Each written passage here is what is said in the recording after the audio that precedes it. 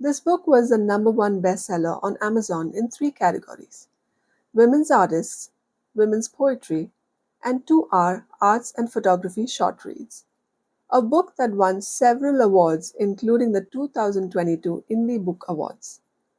The author is not just a successful author, but also a talented musician and an artist. Let's welcome Beatriz M. Robles, the author of Artwords. How are you doing today?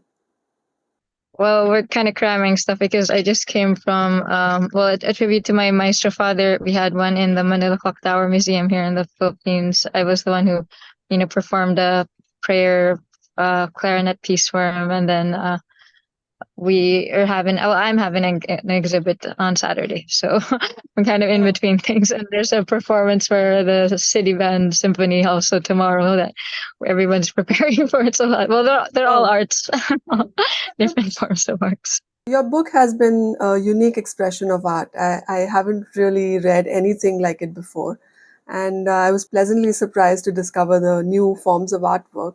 So, thank you for introducing many readers like myself to this world where words create art. I'm just so happy that you can appreciate it like that. I mean, I was just being different and I realized, I mean, if it's really who you are, then don't be ashamed of it, right? Just throw it out there. No, it was really a great book. So, my first question to you would be, what was the intention or the purpose behind creating Artwords? Actually, it was kind of interesting. It's a good thing. I have this is my second book. My first book was something I just self-published. This one was published by Anvil here in the Philippines. And uh, I don't know if you can see it, but it's a Sensual World. What do you see? And it's kind of like a Yes. question mark with a different form here on there. But I guess you could see different kinds of ways you could see a question mark on that. But what I did with that second book of mine, there are images and there are vignettes. And in those vignettes, it's kind of like a guessing game. You turn the page and then you would see that image where the answer would be at the bottom. And I realized, I mean, I could take that further. They don't just have to be like a guessing game with that. What if I put them together, the images and the words on one single page? So that's kind of how it transformed from that second book of mine into the artwords because I didn't feel like it was complete yet or it could go further than that.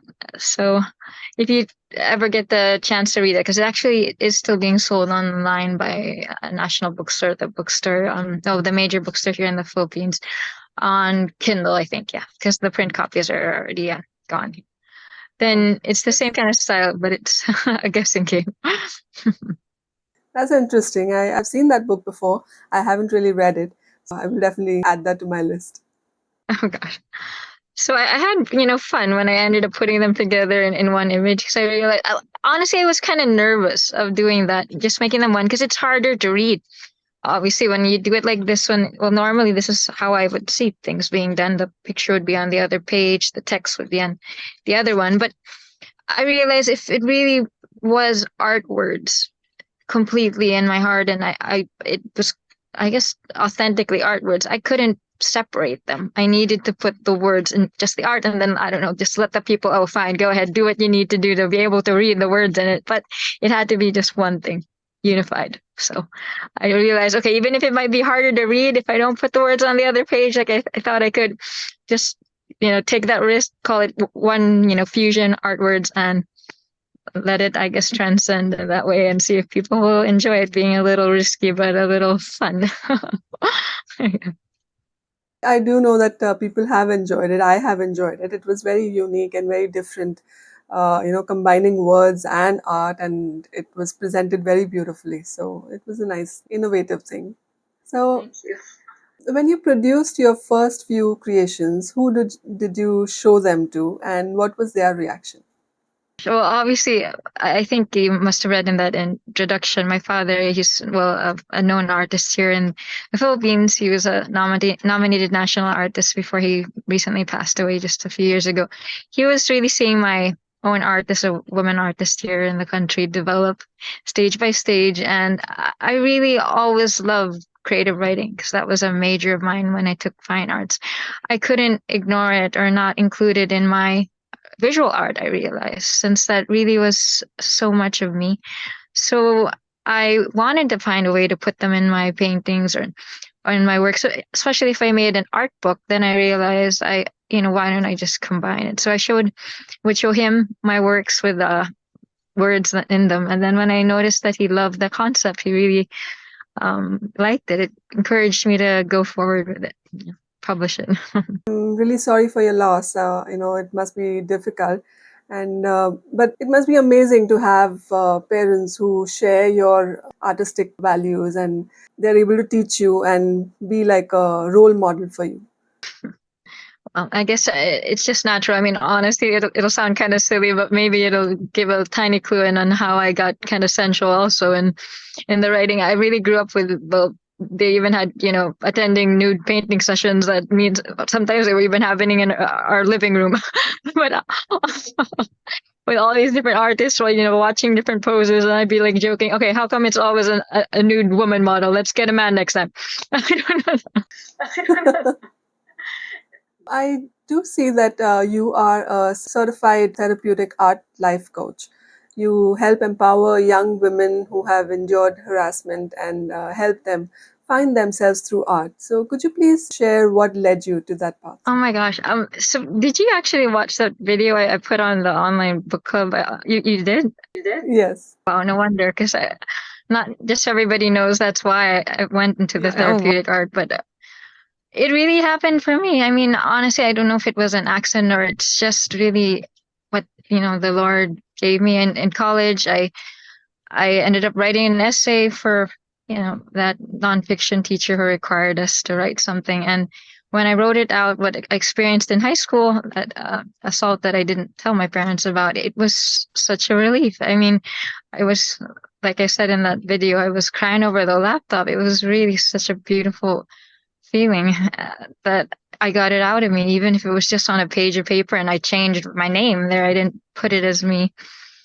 And I realized that, it was wonderful. So even if I wasn't able to, do what I should have done then as a younger girl, and I should have told someone that this happened to me, I want to help people now and let people know that this is what you can do. They can, skip the lines of self-harm I did before and make them straight into these lines of literature and lines of art. So that's really wonderful because it's like channeling your pain and your anguish, and you're putting it out there for the world to see. And in a way, it is also helping you release that pain. yes, I continue to heal even more. And I understand and I know that other women and people, if it's a man also, I mean, it can happen to anybody. I don't believe that it's just one race. It could happen to anybody. It really continues to help you also when you help others and transcend and keep growing. And when you know that you're helping, it's just a positive, interaction that feels great. So Great, great. Many readers who have read your book also share the sensual nature of the words you use. So, was that something intentional? Especially the one with the peanut butter. When you read it for the first time. well, obviously, I think I enjoyed having fun with it. In a way, I realized it was like finding my own way back into my sensuality and enjoying it as a positive thing. Because obviously, that first essay I wrote was really about assault. It was really negative writing about a violent action that was sensual, actually, that was sexual. But then I realized I think I wanted to, get back to my own sexuality in a positive way, or see it in a way that I could enjoy it again, not be thinking of it as just trauma. I mean, it doesn't have to be taken from me, that I could make it mine again in a positive light. And when I made them into, like, in a way, jokes or something that can make me laugh, it became something I was actually proud of, because it was something someone appreciated it as good writing and even art, and it could make someone smile. So I guess that's why, I did a little a silly way of playing with words, especially these sensual metaphors, I guess. It was really fun to read that. It completely changed the way I looked at books. And like I mentioned before, I've never read anything like this before, so it was really fun. I mean, when I think that it came from that essay to this, then wow. That's wonderful. Thank you for letting me know that. What's your favorite artwork from the book and what makes it special? Oh gosh, wow. It's nice that you said that. I actually took the actual piece from the book now. It's exhibited at the Manila Clock Tower Museum with my father's with my father's work out at that tribute we had for him. It was on page I think 80, what is that, 83? Let me open it here.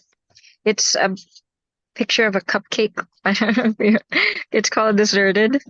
Uh, I don't know if you remember that I particular. remember. It's like a short, yeah, it's like a short story actually about sexual assault, and I really love the way I wrote about it. You know, getting sexually harassed in that uh, mini short story. Kind of made it interesting, or I don't know, something you could smirk to as a woman that has happened. I mean, I know it has happened probably to a lot of women out there, that kind of situation. And I was glad that I could include it in the book and say something about that, you know, even if a lot of the others were just entertainment, but this one was entertainment with a purpose for me also. So that's why it meant something special. And I was glad that I was able to incorporate it into the book. And it was actually noticed by Kirkus Reviews, a really esteemed review magazine. And then they ended up publishing the review in the magazine, mentioning that particular piece. Wow, it felt great. I mean, normally they would ask people if you wanted to like put your book in for a $500 or something, get printed in it or something for an ad, but then they just picked it out and informed me there's only like less than how many percent that are chosen, but we're going to be including your a review of your book in the magazine. So it really made me realize it's great, you know, when you do these things, if you want to help, it can give back to you as well. That's nice. Personally, I enjoyed the calligram, which was titled Passed Over, and it spoke about the point of view of an old bridge. It was very sweet. It had the pain of the bridge that has become old and people are not treating it well. So that was a very sweet one, which I really Other enjoyed. meaningful one that I love also, actually, if you talk about the meaningful ones for me, it was definitely Passover and that cupcake that deserted. A reason why I like that passed over a lot very much too is because it wasn't just one meaning. And I think you probably felt it.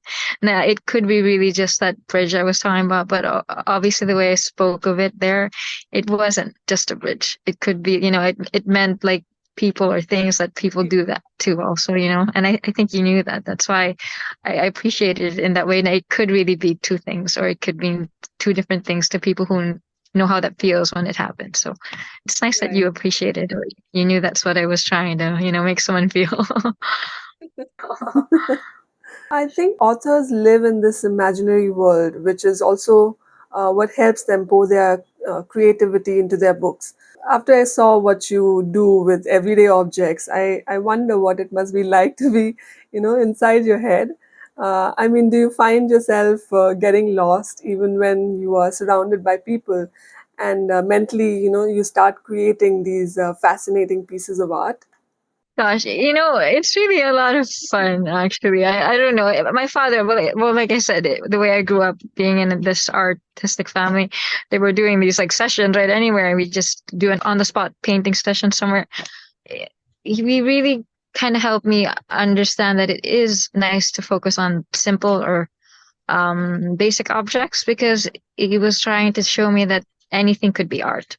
And that's why it would be a lot of fun to think of. I mean, it was like a challenge. Oh, what could I do with a pencil if I saw it there? I mean, could I make that into a poem? Could I make it into some weird thing that would be the farthest from the truth? And it was fun to see how I could, you know, challenge myself to do that. So if it was in visual art with those on the spot sessions, or writing, because you could do that on the page, then I just mix it up, since I was a creative writer and you know, artist also. That's great. So, well, that's all the questions I have for you today. It was really fun and a lovely conversation. Thank you so much for taking the time and joining me in this interview. And I really hope that I get to read your other books soon. Well, like I said, there's no more print copies of that Sensual World, but I think there's a Kindle copy they're still selling that you could check out if you really want to see. Honestly, I'm thinking in the future, when I realize that I could take that risk and put the words and the art together, maybe I'll take that Sensual World and put it together and make it like an artwords too, since I could take the words and then make them into the art and then see if people would appreciate it that way, since the response has been so nice that, you put them together, don't need to separate them. That will be a wonderful, unique take on the book also. So, yes. It's really amazing the way that you do your reviews. I just wanted to say thank you because I loved how I saw your video. It was really so complete, and then you even gave these wonderful examples that I don't know if you composed yourself. Yes, one of them I did. Thank you so much. So that was actually an inspiration from you. I am not a person who would write a poem. That was probably the first time I did that, and I got that inspiration from you. So thank you. It was a pleasure talking to you today. Thank you so much for taking the time, and I really enjoyed this conversation. And hope you have a fun day. Bye. Bye. That was Beatriz Robles, the author of Artwords. It was an incredibly exciting discussion, and I hope you had as much fun as I did. Please share your comments and don't forget to like, subscribe, and share this lovely video with family and friends. I'll see you next week. Have an art filled day. Bye.